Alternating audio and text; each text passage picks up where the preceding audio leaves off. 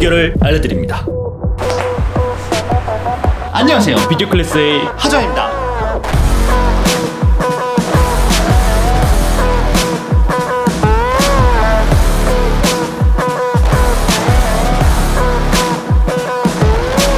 안녕하세요, 비디오 클래스의 하전입니다. 아니, 영상 제작 채널에서 이런 영상을? 이거 찍을까 말까 진짜 고민했는데 아무래도 많은 분들이 질문을 해주셔서 어쩔 수 없이 찍고 있는 겁니다. 각설하고 바로 시작할게요. 일단 저는 당연히 건강 전문가도 아니고 살을 그렇게 많이 뺀 것도 아닙니다. 지금 만족할 만큼 살을 빼기도 했고 또 여유 없이 살을 빼면서 느낀 점이 참 많은데 살을 뺄 때 중요하다고 생각하는 것들을 여러분들께 공유하고자 합니다.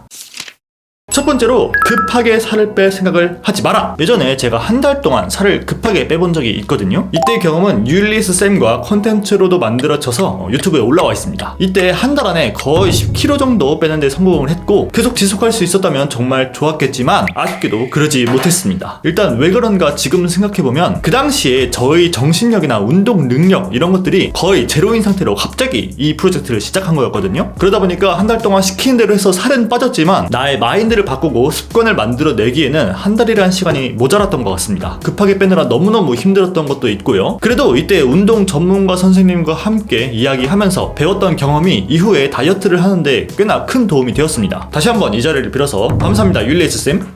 다이어트는 기간을 정해서 하는 게 아니라 그냥 삶 전체에 걸쳐서 하는 라이프 스타일인 것 같아요. 다이어트 기간이라고 딱 정해서 하고 그 외에는 다이어트가 아닌 나의 일반적인 삶으로 돌아간다? 이게 아니라 그냥 삶 전반적으로 나의 습관을 바꿔야 되는 거예요. 다이어트 해야지 마음 먹는 건 좋은데 1개월, 3개월, 6개월 뭐 이런 식으로 무리하게 기간을 정해놓고 그때까지 몇 킬로 반드시 빼겠어 이런 식으로 해놓으면은 아무래도 무리하게 되고 지칠 수 있거든요. 그래서 일회성으로 되어버릴 수 있다는 게 저는 문제라고 생각합니다. 처음 시작할 때 단칼에 딱 정해놓고 하는 것보다는 천천히 약하게 포기할 수 있는 것들을 하나씩 포기하면서 뭐 예를 들어 주 3회 치킨을 먹던 사람이 주 2회로 줄인다거나 뭐 매일 배달 음식을 시켜 먹는 분이라면 이틀에 한 번 그리고 3일에 한 번 이런 식으로 줄인다든지 확 변하면 나도 스트레스 받고 몸도 적응이 안 된단 말이에요. 그래서 천천히 하나씩 바꾸다 보면 어느새 굉장히 건강하게 살고 있는 나 자신을 발견할 수 있을 겁니다. 제가 이번 다이어트에는 목표 체중 70kg는 있었지만 목표 기간은 없었어요. 그냥 점점 바뀌면 좋겠다 이런 식으로 마음을 좀 러프하게 먹었기 때문에 부담 없고 몸도 적응하면서 요요 없이 살을 뺐던 것 같습니다.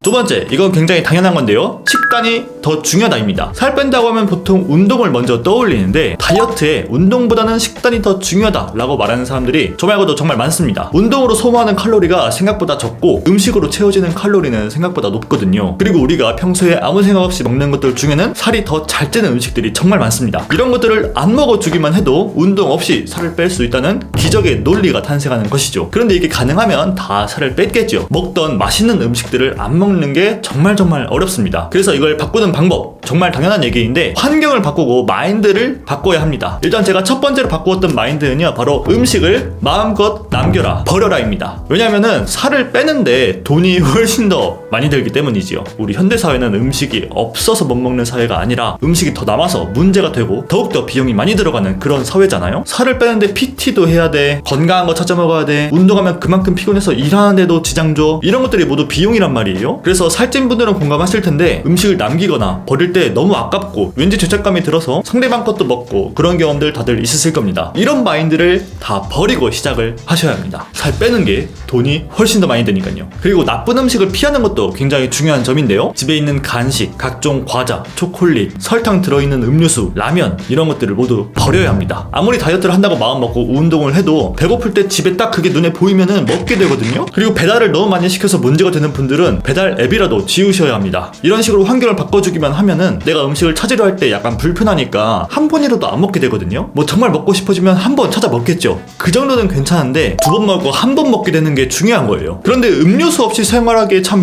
힘들잖아요. 그래서 모든 음료수는 반드시 제로로 통일하셔야 합니다. 커피를 마시더라도 라떼처럼 설탕이 들어있는 메뉴보다는 그냥 아메리카노 이렇게 드셔야 합니다. 설탕 피하면 정말 카페에서 먹을 게 없긴 해요. 그리고 다이어트나 운동에 경험이 없으셨던 분들은 음식 포장지 뒷면에 주변에 있는 성분표 그거 애초에 관심도 없고 전혀 본 적 없는 분들이 많았을 텐데요. 잘 모르시더라도 이제부터라도 보는 습관을 들여야 합니다. 내가 평소에 아무 생각 없이 마셨던 음료수에 얼마만큼의 당이 있는지, 내가 평소에 먹던 빵에 얼마만큼의 탄수화물과 당이 있는지 이런 걸 보고 대략적으로 파악을 하셔야 내가 이만큼 먹고 있었구나 라고 생각이 되고 피할 수 있게 되는 겁니다. 저는 다이어트를 빡세게 한 편도 아니라고 생각하고 전문가도 아니기 때문에 영양분을 어떻게 섭취하셔라 이런 말은 못하겠고요. 딱 저만큼만 다이어트 해보고 싶다 하시는 분들은요, 음식에서 당과 탄수화물 이것만 피하셔도 성공한다 라고 말씀드릴 수 있습니다. 탄수화물이 곧 우리 몸에 지방이 된다, 이거는 여러분 알고 계시죠? 뭐 그 과정은 탄수화물이 들어가면 혈당이 높아지는데 그 혈당 맞추기 위해서 인슐린이 분비되는데 그 인슐린이 글리코겐에 많이 만들어서 글리코겐이 지방을 한다. 검색하면 더 자세히 나오고요. 탄수화물을 최대한 피한다고 해도 어차피 우리가 먹는 식단에는 탄수화물이 많이 들어있을 수밖에 없습니다. 한국인이 쌀을 안 먹기 힘들잖아요. 흰쌀밥이야말로 탄수화물 덩어리를 할 수 있는데 탄수화물 자체도 우리 몸에 필요한 거니까 완전히 배제할 필요는 없고 적당히만 드시면 되는 겁니다. 적당히. 하지만 탄수화물 내에서도 당류라고 써져 있는 순수한 당, 이것은 하루에 최대한 피할 수 있을 만큼 피하는 게 중요합니다. 그리고 다이어트에 대한 자료를 찾아보다 보면 탄단지 이야기가 많이 나오거든요. 탄수화물, 단백질, 지방 이 세 가지의 비율을 적절히 섭취하는 게 도움이 된다는 건데 생각보다 우리가 하루에 먹는 단백질의 양이 많이 부족하거든요. 제가 성인 남성 70kg이니까 대략 70g 정도 단백질을 먹어야 하는데 여기서 운동을 더 빡세게 하는 사람들은 한 80에서 90까지 먹어야 되고, 보통 찾아보면 단백질을 자기 몸무게에 킬로그램 빼고 그람 수만큼 하루에 섭취를 해줘야 된다라고 하는데 생각보다 많은 현대인들이 탄수화물 섭취 비율이 높지 단백질 섭취 비율은 의외로 낮습니다. 그래서 다이어트하면 닭가슴살 먹게 되는 거예요. 저는 닭가슴살 먹으면 소화불량이 좀 있었어가지고 단백질 보충제로 많이 섭취했는데 그런 식으로라도 단백질을 보충해줘야 합니다. 다시 한번 말하지만 극단적으로 줄이려고 하지 마시고 천천히 줄여나가면서 몸이 적응하게끔 만드는 것을 목표로 하시길 바랍니다. 맨날 들어오던 설탕이 갑자기 뚝 끊겨버리면 굉장히 스트레스 받아서 갑자기 폭식하게 될 수도 있습니다.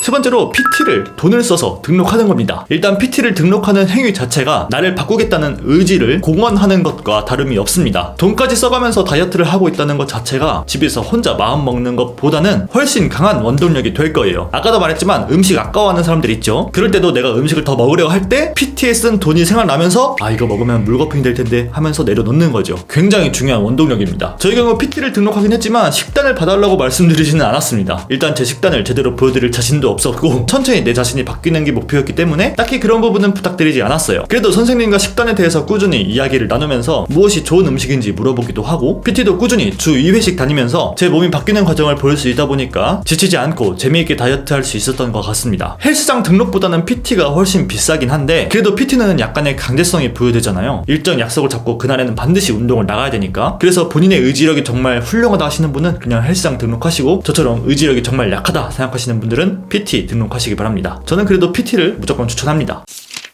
네 번째는 건강과 예쁜 몸을 위해서는 운동을 하자입니다. 저는 식단뿐만 아니라 운동도 꾸준히 했는데요. 살은 식단으로만 해도 빠지기는 하지만 옛날에 말랐을 때 몸이 그렇게 예쁘지는 않았거든요. 그때 몸으로 돌아가는 것보다는 그래도 운동을 해서 튼튼한 몸으로 다이어트하는 게 더욱더 좋겠다. 그리고 이제 나이가 먹다 보니까 움직이는 것도 점점 힘들고 체력도 떨어지는 것 같아서 운동을 해야겠다 이런 생각도 있었습니다. 운동하기 전에는 제 몸이 정말 아픈 데가 많았거든요. 잘 안 움직이다 보니까 어쩌다 한번 오래 걸으면 허리 아프고 다리 아프고 작업하고 일어나면 목 아프고 등 아프고. 그런데 운동을 하고 난 지금 그런 고통들이 온데간데 사라졌습니다. 30부터는 생존을 위해서 운동을 한다 이런 말을 어디서 들은 적이 있거든요. 그런데 제가 한국 나이로 딱 30입니다. 아무튼 보기도 좋고 실생활에도 도움되는 운동을 안 할 이유가 없죠. 자, 오늘 이렇게 해서 비조클래스가 하지 말라고 했던 한 채널에 2개의 주제 영상 올리기 영상을 한번 찍어봤습니다. 그래도 도움이 되셨다면 여러분 구독 눌러주시고요. 앞으로도 이런 뜬금없는 이야기 해보도록 할게요. 안녕!